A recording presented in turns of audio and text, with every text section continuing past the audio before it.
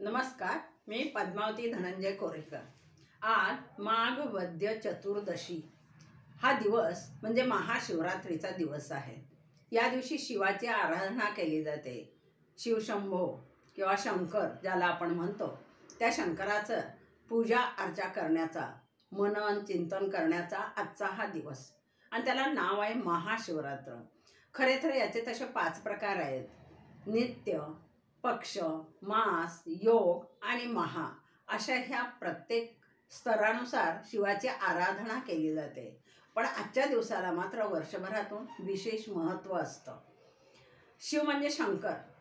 या शिव शब्दाचा अर्थ असं सांगितलेला आहे आध्यात्मिक क्षेत्रामध्ये, श आधी ई अधिक व, त्याच्यामधलं मधलं ई शब्द जे आहे, अक्षर आहे ना, त्याचा अर्थ शक्ती असा होतो।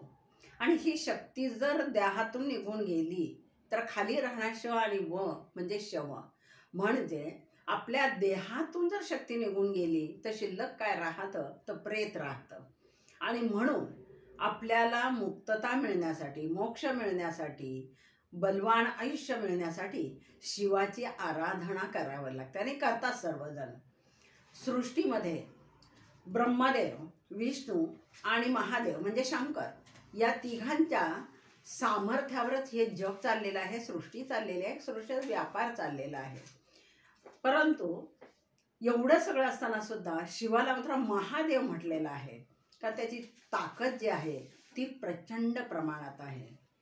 हा शिव शंकर म्हणजेच एक प्रकारचं ते लिंग आहे। पृथ्वीतून प्रकट झालेलं ज्योतिर्लिंग कोटी सूर्याप्रमाणे जे तेजस्वी आहे किंवा असतं त्याला शिवलिंग असं म्हटलं जातं। आणि ते शिवलिंग जर आपण पाहिलं मंदिरामध्ये तर त्याचं स्वरूप असं आहे त्याच्यामध्ये सुद्धा की खालचा जो भाग आहे तो शाळुंका, त्याला कोणी साळुंका असंही म्हणतात। हा शाळुंकेचा भाग जो आहे ना, ते शक्तीचं प्रतीक म्हणजे पार्वतीचं प्रतीक आहे। आणि वरती ठेवलेले जे लिंग आहे ते शिवाचं म्हणजे शंकराचं प्रतीक आहे। असं शक्ती आणि शिव हे सगळं मिळून जे आपल्याला फळ मिळतं ते शिवाच्या रूपात मिळत असतं। आणि म्हणून पृथ्वी तलावर जे लोक अस्तित्वात आहेत, नर नारी, ते ह्या शिवाचा उपवास करत असतात। आजच्या दिवसाला विशेष महत्त्व दिलं जातं। उपवास करतात, पूजेसाठी बेल आणला जातो, शंकराला बेल वाहिला जातो। पवित्र नद्यांच्या ठिकाणी स्नानाला लोक जात असतात, कारण आपल्याला माहिती आहे की भगवान शंकराला बेल आणि पाणी विशेष आवडतं। त्याची दुसरी कथाही आपल्याला अशी माहिती आहे की जेव्हा मानव निर्मिती झाली त्यावेळेला किंवा समुद्र मंथन झालं त्यावेळेला मानवजातीच्या कल्याणासाठी भगवान शंकराने सर्व विष प्राशने केलेलं होतं, हेही आपल्याला माहिती आहे। आणि अशा ह्या शंकराला प्रसन्न करून घेण्यासाठी आपण काय करतो तर जप करतो, शिवलीलामृताची लोक पारायण करतात, मंदिरांमध्ये जातात। आपल्याकडे तर 12 ज्योतिर्लिंग आहेत आणि प्रत्येक गावामध्ये, शहरामध्ये ही शंकराची मंदिरं असतातच।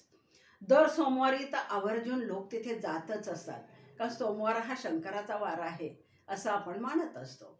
आणि म्हणून त्या ठिकाणी जाताना प्रथम आपण काय करत असतो तर नंदीला प्रथम स्पर्श करतो। आणि भगवान शंकरांनी सांगितलेलं आहे, कारण प्रजापती दक्षाने त्यांना नंदी हे वाहन दिलेलं होतं आणि तो अतिशय श्रद्धावान भक्तिवान असा भक्त होता शंकराचा। म्हणून शंकराने त्याला सांगितलं की नाही, आद्य पूजेचा मान तुला म्हणजे नंदीला। आणि म्हणून प्रथम गेल्या गेल्या आपण नंदीला नमस्कार करतो आणि मगच मंदिरात प्रवेश करतो। तर मंदिरात प्रवेश करताना सुद्धा आपल्याला माहिती आहे वीरभद्र असतात 2, त्या वीरभद्रांना स्पर्श करून नमस्कार करून मगच गाभाऱ्यामध्ये प्रत्येकजण प्रवेश करत असतो।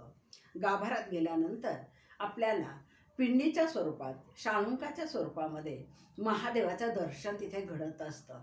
तिथे पिंडीवर बेलपत्र वाहिलं जातं, भस्म तिथे असतं, रुद्राक्ष असतात। महादेवाला नृत्य फार आवडत असतं, विशेष म्हणजे संगीताची त्याला खूप आवड आहे।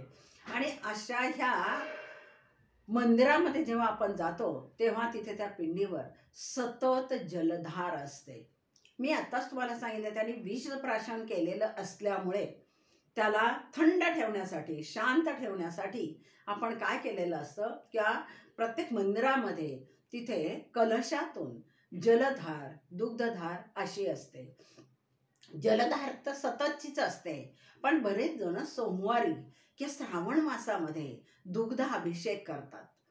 परंतु हा दुग्धाभिषेक करताना आपल्याला माहिती आहे की आजच्या काळ वेळ परिस्थितीनुसार अभिषेक करण्याऐवजी आपण जर अंध, अपंग आणि गरजूंना जर ते दूध दिलं तर किती बरं मोठी शिव उपासना होईल आपली.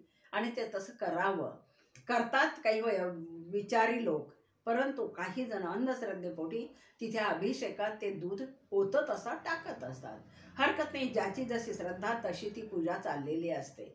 आणि मग तिथे गेल्यानंतर आपण प्रदक्षिणा घालत असतो. असंही आपल्याला लोकांनी सांगितलं, आपल्या अध्यात्म ग्रंथात सांगितलंय, पूर्ण प्रदक्षिणा घालायची नाही शंकराच्या पिंडीला, अर्धी घालायची. कारण पार्वती आणि शंकर यांची ती शाळुंक असल्यामुळे तिथे आपण अर्ध प्रदक्षिणाच घालायची असते. तर अशा ह्या शंकराची पूजा करण्याचा आजचा दिवस म्हणजे माघ वद्य चतुर्दशी. या माघ वद्य चतुर्दशीला सर्व महाराष्ट्र नव्हे, भारतात आणि जगात जे जे शिवोपासक आहेत किंवा विष्णू उपासक आहेत ते सर्व लोक शिवाची आराधना करत असतात. ऋग्वेदामध्ये तर आपल्याला माहिती आहे, ऋग्वेदानंच सांगितलेलं आहे की याची उपासना केली पाहिजे. आणि त्याचा मंत्रही ऋग्वेदानं दिलेला आहे आपल्याला. ओम त्र्यंबकम यजामहे समुद्रपृष्टी वर्धनम पूर्वारुक्मीव बंधमा मृत्योर्मोक्षी महामृता. असा जो दिलाय की आपल्याला जर मृत्यूपासून संरक्षण मिळवायचं असेल तर आपण या त्र्यंबकेश्वराची, या शिवाची, या शंकराची, या शंभू महादेवाची पूजा जरूर आपण केली पाहिजे. आणि म्हणून तर आपल्याकडे महाराष्ट्रामध्ये आपल्याला माहिती आहे 12 ज्योतिर्लिंग आहेत. गुजरातमध्ये असणारं सोमनाथाचं, श्रीशैलम मध्ये असलेलं मल्लिकार्जुन, उत्तर प्रदेशामध्ये असणारं महाकाळेश्वर म्हणजे उज्जैनचा महाकाळेश्वर, त्यानंतर ओंकारेश्वर ममलेश्वराचा ओंकारेश्वर, परळीचा वैजनाथ, नंतर महाराष्ट्रामध्ये भीमाशंकर, रामेश्वर तामिळनाडूमध्ये आहे तिथलं रामेश्वर, परळीमधलं नागनाथ, उत्तर प्रदेशामधलं काशी विश्वेश्वर आणि गौतमी तटे असेल त्र्यंबकेश्वर, त्यानंतर केदारनाथ आणि पुन्हा महाराष्ट्रात असणारं घृष्णेश्वर. 12 पैकी 4 ज्योतिर्लिंग तेही महाराष्ट्रामध्येच आहेत. आणि म्हणून आपण काय केलं पाहिजे माहिती आहे का, खूप मोठं पुण्य भारताच्या मानाने महाराष्ट्रात या ज्योतिर्लिंगांचं प्रमाण आपल्याला जास्त वाटतंय. आणि म्हणून आपली महाराष्ट्रीय जनता या भीमाशंकर असो, त्र्यंबकेश्वर असो, घृष्णेश्वर असो किंवा परळीचा नागनाथ असो, या ठिकाणी प्रचंड संख्येने लोक आज जात असतात, उपवास करत असतात. असं म्हटलं जातं की 12 महिने सोमवार नाही केला तरी चालेल, 12 महिने तुम्ही आराधना नाही केली, कधी काळी तुमच्याकडनं राहिलीच तर आजच्या दिवशी मात्र महाशिवरात्रीला तुम्ही जागर करावा, उपवास करावा. आणि उपवास जागर केल्यामुळे आपल्याला शिवप्राप्ती होऊ शकते, मोक्षाप्रत आपण जाऊ शकतो किंवा शिवापर्यंत. त्याची छोटीशी एक कथा अशी दिलेली आहे की विंध्य पर्वताजवळ एक व्याध होता. तो सतत शिकार करायचा, म्हणजे त्याच्याकडे हिंसा व्हायची आणि अगणित अशी पापच व्हायची. एके दिवशी शिकारीला गेला असता, शिकार करता करता तो एका तळ्याजवळ गेला आणि तळ्याला तिथं भलं मोठं बेलाचं झाड होतं. त्या झाडावर तो बसला, कारण दिवसभर त्याला शिकार मिळालीच नव्हती. त्याने काय केलं, त्या झाडावर चढून बसला, कारण खाली तळं होतं. त्याला माहिती तळ्यावरती प्राणी नक्कीच येतील आणि आपल्याला शिकार मिळेल. म्हणजे झाडावर बसण्यापूर्वी त्याच्या मनात फक्त प्राणी, हिंसा आणि शिकार, सावज एवढे शब्द दिवसभर मनात होते. परंतु थोड्या वेळानं असं झालं की त्याला त्या तळ्यावर येणारं सावज दिसेना, म्हणून त्या झाडावरचं पान तो तोडायचा आणि खाली टाकायचा. तर खाली होतं शिवलिंग. पहा, तोडलेलं बिल्वपत्र बरोबर त्या शिवलिंगावरच पडत होतं.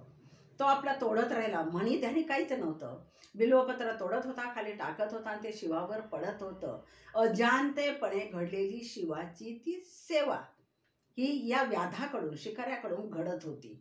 आणि मग तितक्या तिथे एक गर्भवती हरणी आली आणि आत्ता तो बाण तिला मारणार, तो मनुष्य वेशात प्रमाणे ती हरणी बोलायला लागली, मनुष्य भाषेत बोलायला लागली आणि म्हणाली, थांब, तू मला मारणारच आहेस तर आत्ता मारू नको. मी घरी जाते, माझ्या मुलांना भेटते आणि सगळ्यांना भेटून पुन्हा येते आणि मग मला मार. ती घरी गेली. घरी नवऱ्याला सांगितलं, म्हणजे हरणाला सांगितलं, तिच्या पिलांना सांगितलं. ते सर्वजण पुन्हा त्या ठिकाणी आले. प्राणी असून सुद्धा वचनाला किती जागले. हा शिकारी होता, याने पाप केलेलं होतं, हा सतत हिंसाच करत होता. आणि तिथे आल्याबरोबर प्रथम हरिण, ते हरिण त्याला म्हणालं, त्या शिकाऱ्याला, की मला मारा, तिला मारू नका, कारण ती पिला, त्या हरणांच्या पिलाची आई आहे, तिला जिवंत राहू द्या.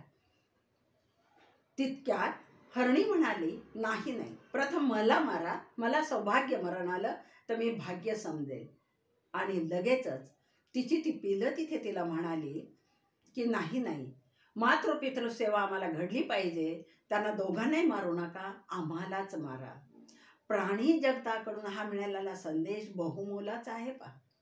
म्हणजे यांच्या मनामध्ये हिंसेविषयीचे जे विचार आहेत ते आत्ताच्या लोकांना, जिथे कुठे कोण अशा प्रकारच्या वृत्तीने वागणारी लोक असतील, त्यांनी नक्कीच हा धडा घ्यावा. आणि घेतलं तर आपल्या मानव देहाचं कल्याण होण्यासारखं आहे. नाही तर बऱ्याच ठिकाणी आज आपल्याला असं हिंसाचार घडतानाही पाहत आहोत.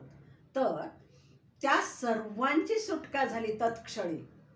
व्याध थांबला, त्याचं डोळ्यातून अश्रू गळायला लागले घळघळ, आणि ते पाणी खाली पिंडीवर पडलं. त्याला उपरती झालेली पाहून भगवान शंकर त्याला प्रसन्न झाले. तत्क्षणी स्वर्गातून विमान आलं, त्या व्याधाची मुक्तता झाली, त्या हरणी आणि तिच्या पिलाचीही सुटका झाली, मुक्तता झाली. आणि विशेष म्हणजे भगवान शिवानी त्यांना आपल्याजवळ मोक्षाप्रत शिकाऱ्यासही सर्वांना विमानातून नेलं. याच्यातून मतितार्थ आपल्याला हाच घ्यायचा आहे की आपण जर शिवाचा जप केला, तो व्यास सतत शिव शिव म्हणायचा. कारण त्यांनी काय केलं होतं अगोदर, तिथे एका मंदिरात, तत्पूर्वी इथे तळ्यावर येण्यापूर्वी एका मंदिरात गेला होता आणि तिथे सगळेजण शंकराची पूजा करत होते. लोक सगळे शिव शिव म्हणायचे. यानं टिंगल केली, तो हसला त्यावेळेस, आणि सारखा दिवसभर लोक काय शिव शिव म्हणतात अशा टिंगली स्वरूपात तो मनात म्हणत होता. पण कोणत्या का स्वरूपात होईना, त्याच्या मुखातून बाहेर पडलेला शिव शिव हा त्याच्याकडून घडलेला जप होता.